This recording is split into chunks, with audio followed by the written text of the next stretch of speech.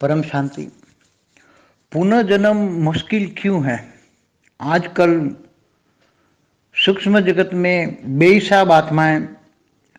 पुनर्जन्म लेना चाहती हैं,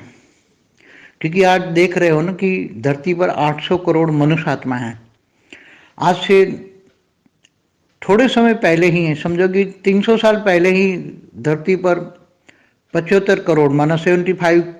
करोड़ आत्मा ही मनुष्य आत्मा ही थी। तो मैंने कहीं बोला हुआ है कि जन्म लेने वाली आत्माएं बहुत है धरती पर, भटक रही हैं, कभी इधर मिले इधर मिले।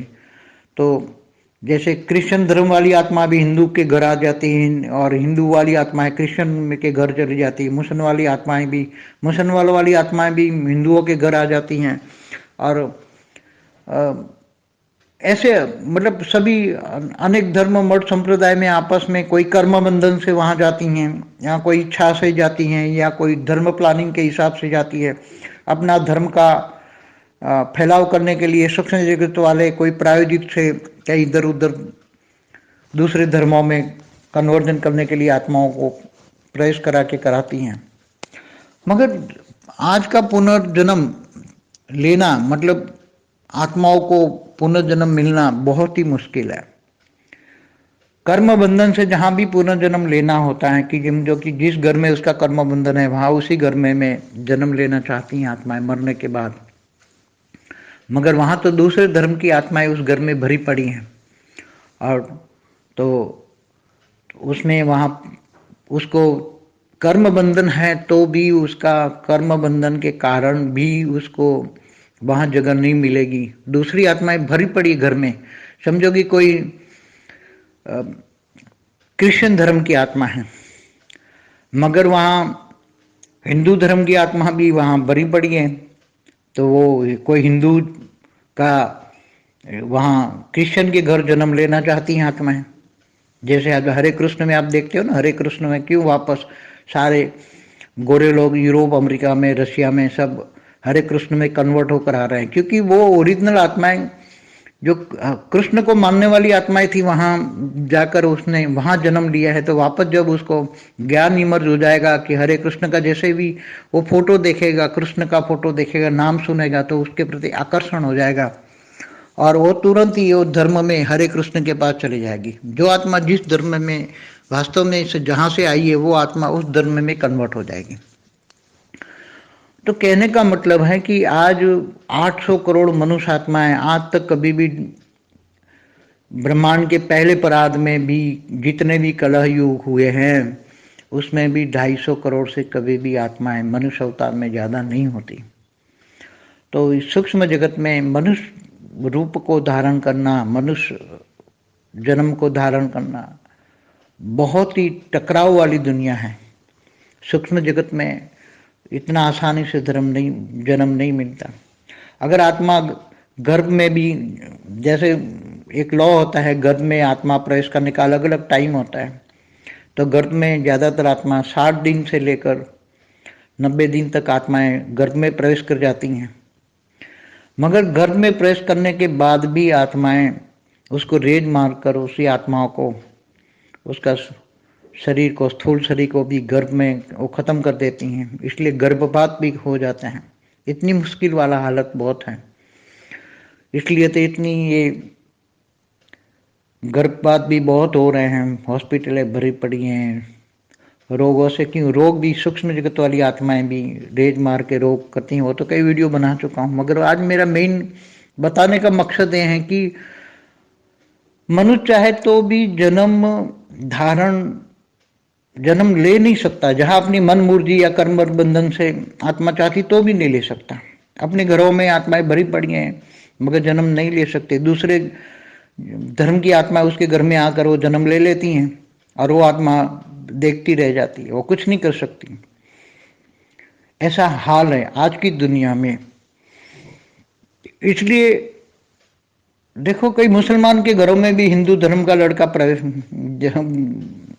जन्म ले लेता है। मुसलमान के घर में हिंदू आत्मा का जन्म लेना कितना मुश्किल है, टू मच डिफिकल्ट।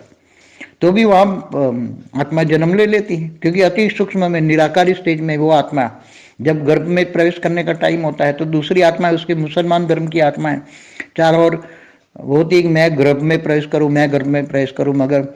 वो आकारी रूप में तो वो प्रवेश कर जाती है, मगर उसके आकार के अंदर एक निराकारी आत्मा उसके गर्भ में प्रवेश कर जाती है। हिंदुओं को निराकारी ज्ञान होता है क्योंकि हिंदू की आत्माओं को परब्रह्म परमेश्वर निराकारी आत्माओं का ज्ञान होता है, इसलिए निराकार एक बिंदु बनकर वो उसके गर्भ में घुस जाती हैं तो वो आकारी आत्माएं उस निराकारी आत्माओं को देख नहीं पाती, इसलिए वो मुसलमान के गर्भ में जाकर भी निराकारी बनकर आत्माएं, हिंदू वाली आत्मा भी वहां प्रवेश करके गर्भ में प्रवेश करके जन्म ले लेती हैं। इसलिए बहुत सूक्ष्म जगत जो है बहुत इतना वैरायटियों से आत्माओं से भरा पड़ा है, इतनी वैरायटी आत्माओं से भरा पड़ा है कि आप वहाँ का जो सूक्ष्म जगत का लॉ तो बहुत बना हुआ है, जैसे मनुष्य आत्माओं का लॉ होता है, हर कोई जैसे देश होता है, हर कोई देश में कोई डेमोक्रेसी है, कोई कम्युनिस्ट है, तो अलग अलग लॉ होते हैं। ऐसी तरह सूक्ष्म जगत में भी अलग अलग धर्म की आत्माओं के लिए अलग अलग लॉ सूक्ष्म जगत में बने होते हैं। जब सूक्ष्म जगत में जन्म लेने के का, क्योंकि क्रिश्चियन मुसलमान तो वहाँ पुनर्जन्म में मानते नहीं है, फिर भी क्रिश्चियन मुसलमानों के घर में जन्म हो रहा है तो कहाँ से आत्मा आ रही है? जब क्रिश्चियन मुसलमान कह रहे हैं कि जो आत्मा मर गई वो कब्र में दाखिल हो गई, कब्र में बैठी हैं, कब्रिस्तान में सभी आत्माएं जो मरने वाली आत्माएं सब कब्रिस्तान में बैठी हुई है, इसलिए हर साल वो कब्रिस्तान में जाकर वो अपनी अपनी पितरुओं को या माँ बाप को या दादा दादी को याद करके उनको वहाँ कब्रिस्तान में उसको विधि करते हैं, चाहे क्रिश्चियन हो मुसलमान, क्योंकि वो रिबॉर्न में नहीं मानते। तो उसके घर आत्मा, क्रिश्चियन मुसलमान के घर जो आत्मा जन्म ले रही है, पुनर्जन्म में नहीं आती, तो आत्मा वो जन्म कौन ले रहा है, कहाँ से आ रही है आत्माएं? तो ऊपर से सूक्ष्म जगत से भी आती हैं, मगर अब लॉ सारा ब्रेक हो गया है, चाहे धर्म का लॉ हो या सूक्ष्म जगत का लॉ हो, हर कोई आत्मा, जहाँ आत्माओं का पावर, सूक्ष्म जगत में भी एक आत्माओं का पावर होता है, जैसे धरती पर मनी और मसल पावर होता है ना धरती पर, ऐसी तरह सूक्ष्म जगत में एक ग्रुप होता है, बहुत बड़ा ग्रुप होता है, समझे 1,00,000 आत्माओं का ग्रुप है, और वो क्या चाहती है कि इसी घर में उसको जन्म लेना है, तो वो सारी आत्माएं वहाँ आ जाती है और उसको एक्चुअली कर्म के हिसाब किताब से उसको जो जन्म लेना है वो लेने नहीं देगी उसको, मगर उसको भगा देगी और वो अपने हिसाब से उसी आत्माओं को वहाँ घर में प्रवेश कराकर वो उसको जन्म धारण करेगी और वो रहेगी आत्मा। तो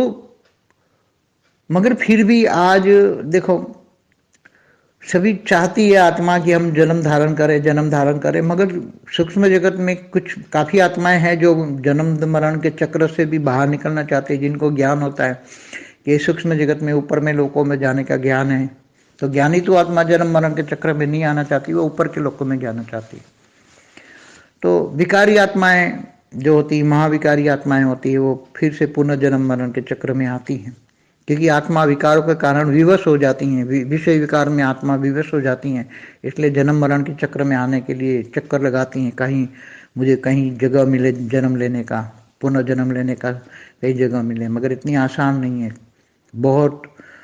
घूमती फिरती रहती है आत्माएं, बहुत ही विवश है।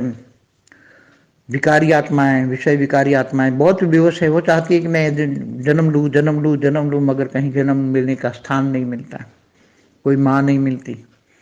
तो ऐसी आत्माएं बहुत ही सूक्ष्म जगत में बहुत ही विवश हैं, इसलिए कई छोटे से बच्चों में भी आत्माएं प्रवेश कर जाती हैं, उसको जन्म नहीं मिला है तो वो 2 महीने का बच्चा है तो मगर वो 2 महीने के बच्चे में या 1 महीने के बच्चे में वो प्रवेश कर जाती हैं, वो पता किसी को आज तक नहीं है, किसी को नहीं पता है, क्योंकि वो और उसी आत्मा में अपना कब्जा कर लेती हैं, और एक शरीर में 2 आत्मा हैं उस पर टोटली कंट्रोल हो जाता है उसी आत्मा का, और किसी को पता भी नहीं लगता कि एक शरीर में 2 आत्मा हैं। ऐसे बहुत हैं, अनेक राज भरे पड़े हैं आत्माओं के, एक शरीर में 2 आत्मा है, 3 आत्मा है, ऐसे प्रवेश कर जबरदस्ती प्रवेश करके एक दूसरे को कंट्रोल करके कभी वो कभी वो कभी वो, तो ऐसी आत्माएं बहुत ही बड़े राज है पुनर्जन्म के। परम शांति।